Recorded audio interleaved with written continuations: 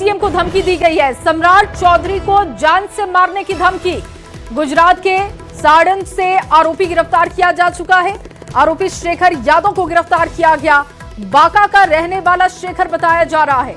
मुंगेर जिले के संग्रामपुर थाने में एफआईआर हुई थी और इसके बाद देखिए ये गिरफ्तारी की गई। आरोपी शेखर यादव को गिरफ्तार किया जा चुका है। उससे अब जानकारी जुटाई जा रही है। बांका का ही रहने वाला शेखर बताया जा रहा है।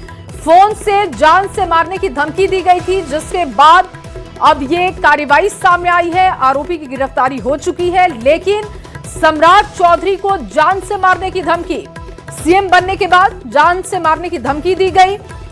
फोन से जान से मारने की धमकी दी गई थी और इसके बाद देखिए एफआईआर करवाई गई और इस एफआईआर के बाद शेखर की गिरफ्तारी की गई है।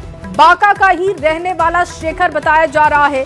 बिहार के नए सीएम को इसने धमकी दी थी, लेकिन इसके पीछे इसकी मंशा क्या थी? क्या कोई इसको सपोर्ट कर रहा था? किसके कहने पर इसने ये सब कुछ किया? अब इसकी जानकारी जुटाई जा रही है। गुजरात के साड़न से आरोपी की गिरफ्तारी की गई। आरोपी शेखर यादव गिरफ्तार हो चुका है, जिसने बिहार के नए सीएम सम्राट चौधरी को फोन कॉल पर धमकी दी थी। बांका का रहने वाला शेखर यादव बताया जा रहा है। गुजरात से इसकी गिरफ्तारी की गई है। आखिर इसने बिहार के नए सीएम को धमकी क्यों दी?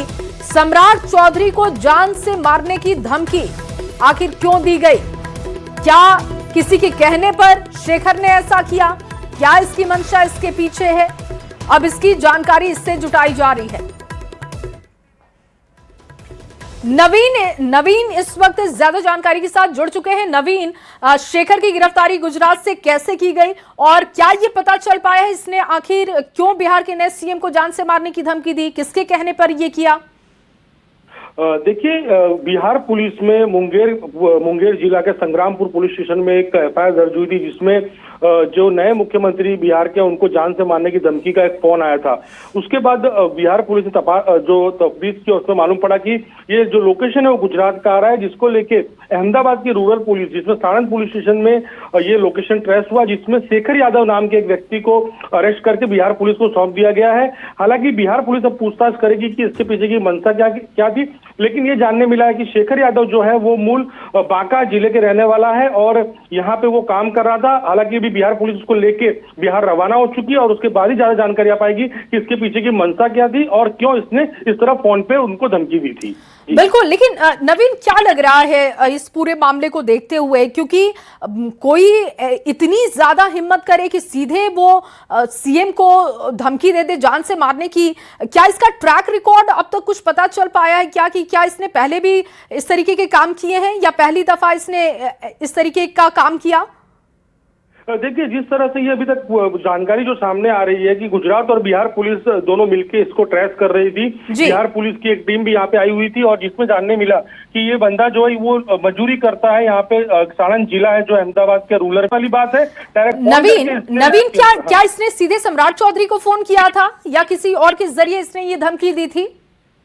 देखिए, जिस तरह से हमें जानकारी मिल रही है कि इसने सीधा फोन किया था मुख्यमंत्री कार्यालय में, और जहां तक जानकारी मिल रही है कि जिस तरह से पुलिस की जो प्राथमिक इंफॉर्मेशन है कि इसने सीधे फोन किया था बिहार में मुख्यमंत्री को और जिसमें इसने सीधे जान से मारने की धमकी दे दी थी। उसको लेके मामला बहुत बेहद गंभीर हो गया था और जिसको लेके पुलिस की टीम जो है वो पूरी तरह से लग गई थी। ठीक है नवीन, आखिरी सवाल की बिहार पुलिस कब गुजरात पहुंची और कितनी देर हो चुकी है कि बिहार पुलिस इसे लेकर बिहार निकल चुकी है?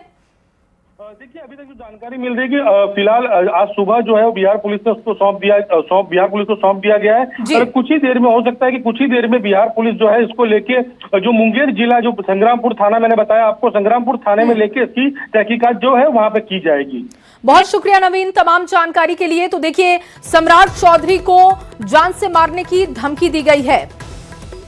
गुजरात के साड़न से आरोपी की गिरफ्तारी हो चुकी है। बिहार पुलिस अब इसे लेकर बिहार आएगी और जहां पर एफआईआर दर्ज की गई है, बताया जा रहा है कि मुंगेर में एफआईआर दर्ज करवा दी गई है, तो अब कार्रवाई शुरू की जाएगी। मजदूर वर्ग से ये आता है, ऐसे में किसके कहने पर क्या मंशा है, ये सब कुछ अब खंगाला जाएगा।